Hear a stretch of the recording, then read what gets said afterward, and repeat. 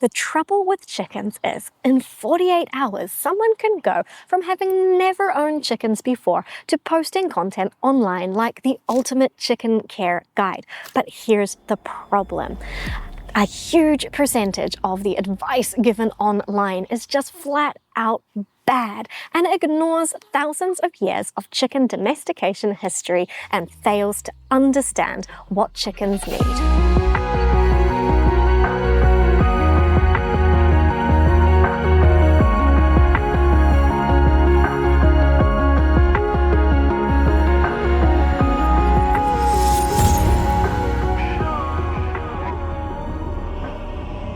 The thing with chickens is that they seem really easy, and to a certain extent they are, so long as you're following a good chicken keeping system. But anyone can spend $50 and take a trip to the feed store and have chickens in their backyard. And chickens are marketed that way these days. We're sort of in the middle of a new chicken craze where everyone wants to get chickens in their backyard, and that's a great thing, but it does mean that it opens the door for marketing messages, for everyone getting in on the action and trying to sell you something. And they're sort of marketed, it's like fresh eggs in your backyard, you can have it, it's so easy, get started today. And lots of social media posts about Instagram worthy coops, things like that, gets people excited about having chickens, which is a good thing, but might get them in the door without looking at the correct amount of information they need to get started. And that creates a bit of a problem where people can have early successes in their chicken keeping journey, again a good thing, but then they think that they know it, they've got it, and they start posting content for other people to follow too, and they just haven't had chickens for long enough to really have the depth of experience required to start giving advice to others. One thing in particular that I see people doing is approaching keeping chickens as if they were getting companion animals, a pet like a dog or a cat. Whereas chickens are not a dog or a cat or a horse. They have a different domestication history. For thousands of years, chickens were domesticated as a utility animal, as a livestock animal, not as a companion animal, whereas dogs, cats, and to a certain extent horses were domesticated to be wanting to be with humans, to be forgiving of human mistakes, whereas chickens, not really in that category. And this can cause people to misunderstand the needs of chickens and their behavior, and that can lead to issues both for the people keeping chickens not having the best experience that they could be having, and for the chickens themselves not being in an environment that is right for their species needs. The pet chicken industry really plays up this angle that chickens are pets like a dog or a cat, and has brought a lot of products to the market that they're marketing to people, encouraging people to buy, that really are not appropriate for chickens. I mean, I'm not going to go into all the products, but if you have things like chicken diapers, they're probably not something that is meeting the needs of your chicken flock.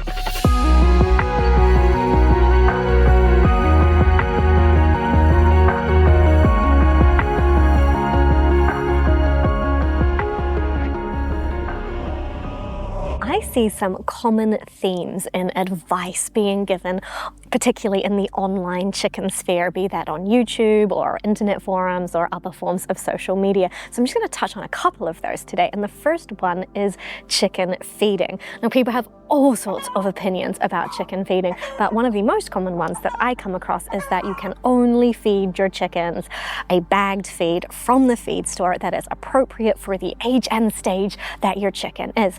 And that is not necessarily bad advice, except that people are very black and white about it. There's no room for nuance and experience and adapting the information for your actual flock setup, because food from the feed store, nothing particularly wrong with it at face value, but it is designed for the science that has formulated that feed is designed out of industrial systems. So it may or may not be the best thing that you can feed your backyard flock.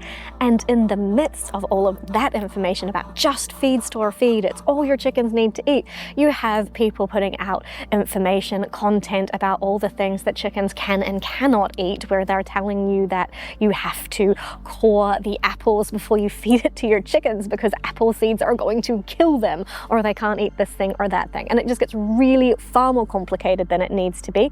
And people seem to just be repeating the same advice over and over again without actually drilling into why they are giving that advice in the first place.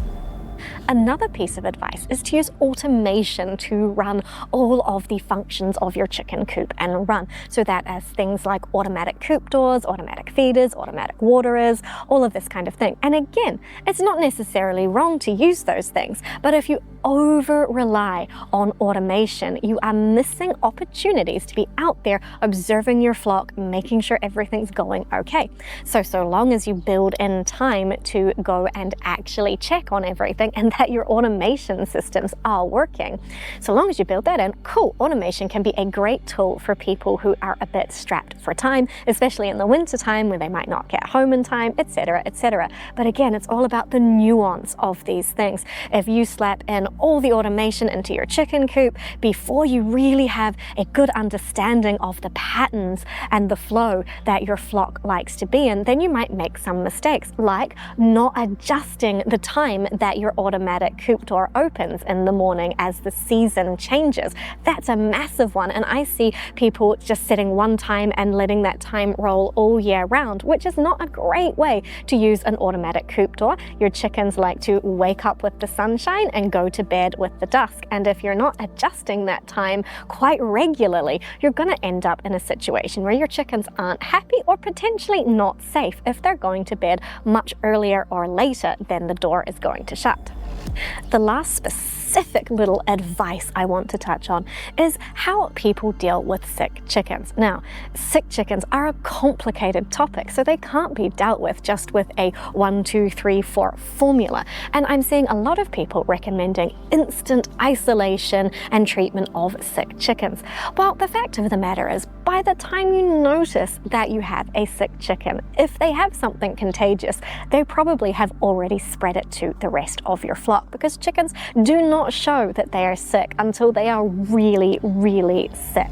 So that's something to keep in mind. Separating a chicken from their flock mates is a very stressful thing for them. So unless it is absolutely necessary for the health of the sick chicken, perhaps she's getting bullied or something like that, or you need to keep her warmer, but unless it's a serious emergency, I would recommend keeping the chicken with her flock. You might isolate her so that other flock members can't get to her, but you would keep her with her flock mates because that's going to be much less stressful.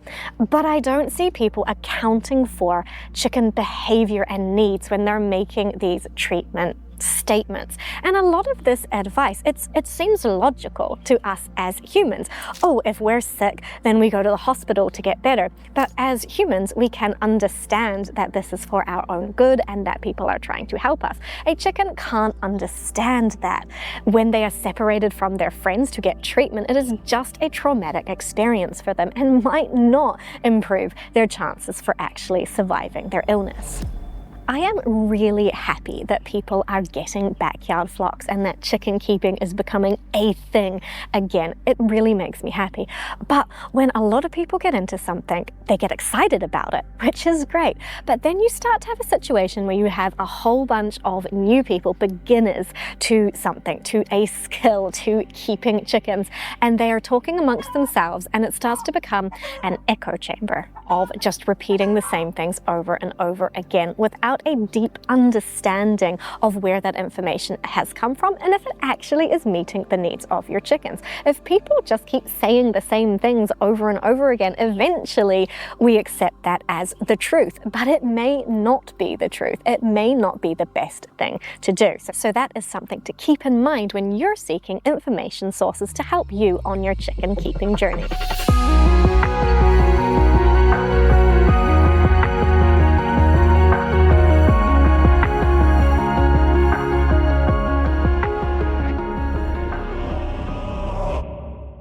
The thing to understand about where we get our information from in this day and age is that we largely get it from social media. And social media is driven by algorithms, and algorithms are driven by engagement. They don't tend to reward calm, factual information presented in just a matter-of-fact way. They reward dramatic content, they reward crisis, they reward shock and awe and, oh no, this has happened, and oh dear, this is a terrible, terrible thing. And you know what? As humans, our biology, we love that stuff. We want to be like, oh, what happened? What terrible thing is going on? So it hooks us, and that drives the algorithm to push more and more of that shock and awe content. But that content is not actually giving you the clear facts on how to keep your chickens happy and healthy. It's giving you the worst case scenario. It's giving you just craziness, and it creates perverse incentives where content creators, either consciously or unconsciously, are rewarded for having problems to bring problematic, dramatic content to their audiences. And here in my channel, I don't have drama to film because my systems work based on an understanding of chicken behavior, but that isn't super rewarding from the algorithm because I'm not bringing you a lot of drama to get the human biology working to make it interesting to click on. The system rewards dysfunction over competence, so be careful who you choose to learn from. The reasons for a lot of the regularly occurring problems that people are having with their chicken flocks comes down to the fact that we don't actually understand chickens very well anymore. Now, when chickens became a really important part of farms, which was in the sort of mid to late 1800s and into the early 20th century, they were kept as a part of an integrated mixed farm with lots of other animals and crops. They cruised around the barnyard. They probably slept in the rafters of the barn rather than having their own dedicated coop. If they had their own dedicated coop, then it wasn't sort of much like the modern coops we have. It would have just been a structure for the chickens to sleep in and to lay eggs there if the farmer's wife was selling eggs and needed to make sure she could find those eggs conveniently. So we kept them in a very different way, a way that worked better for their physiology. But as we started to industrialize our farming system, which picked up pace in the 1950s into the monstrosity that it is today, as we started to industrialize, we started to forget how animals, and particularly chickens, used to be kept on these mixed farms that was a much more natural fit for their species needs. And today, a lot of our information on how to keep chickens is coming out of an industrial mindset, not in a mindset about natural chicken behavior, not from a barnyard kind of chicken keeping system. It's from a giant mechanized indoor keeping system to a smaller system that we put in our backyards, but it's still bringing with it a lot of the baggage from the industrial system because it's been generations now since we used to keep chickens sort of naturally in the barnyard as part of a mixed farming system. Now we've forgotten how chickens used to be kept, and we start to put them into a lot of enclosures without enough space, with sparse runs, without things that meet their needs for enrichment and for their social lives. So we run into problems because we don't understand what makes a chicken a chicken.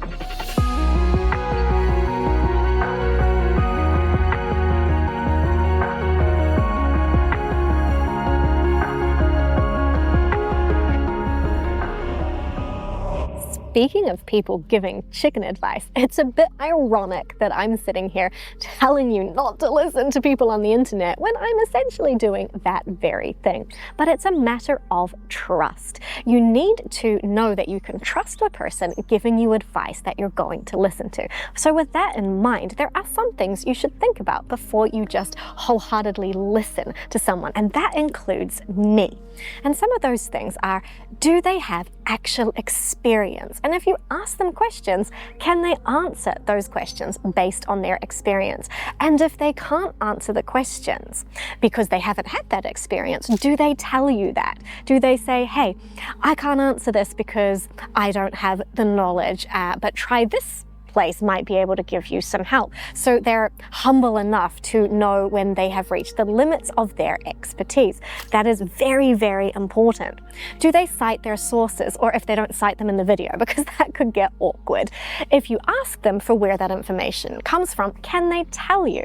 Because it's very important that we're not just repeating what everybody else is saying, getting that just whole self-perpetuating bubble happening. Is the information coming from science? Is it coming from documented historical research, or just things that are known, documented, good sources? So can they provide their sources? Do they seem to have chickens because they want to have chickens, or because the chickens are there to serve the content for their channel or whatever social media those chickens are appearing on? Do they seem to be into chickens for the sake of chickens? That's a really important one, I think. They may be part of their wider community, actually locally. Maybe they breed chickens and sell those chickens or whatever it is. They don't have to do that, but that is a good way of knowing that they are legitimately doing this for the right reasons. Do they avoid giving black and white answers? Do they acknowledge that there is a nuance in any advice given, and that not everything is applicable to every situation? It's important that the person that you're getting your advice from does acknowledge that not all things are appropriate for all people in all places. So do keep that in mind. If there's a lot of just do this, do that, works every time, that's probably not a good source to get your information from. This video came about because I just got so tired of seeing all the drama and bad advice in the online sphere, on all the channels and platforms. It just seems to be inundating my algorithm because, you know, I look at chicken content because I have a chicken channel, and I'm tired of it.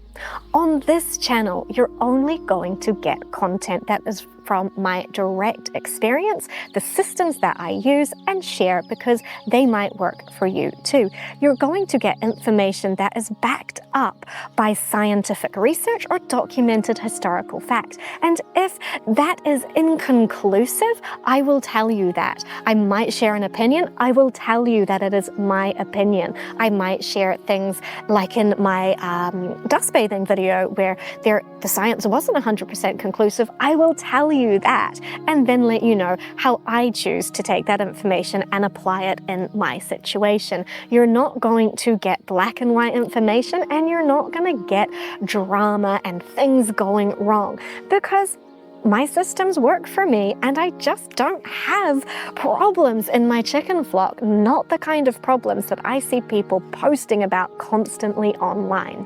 Your chickens aren't YouTube views or social media content. They're living beings relying on the quality of information that you choose to act on. Bad advice doesn't just harm your flock, it perpetuates myths that harms everyone's flocks.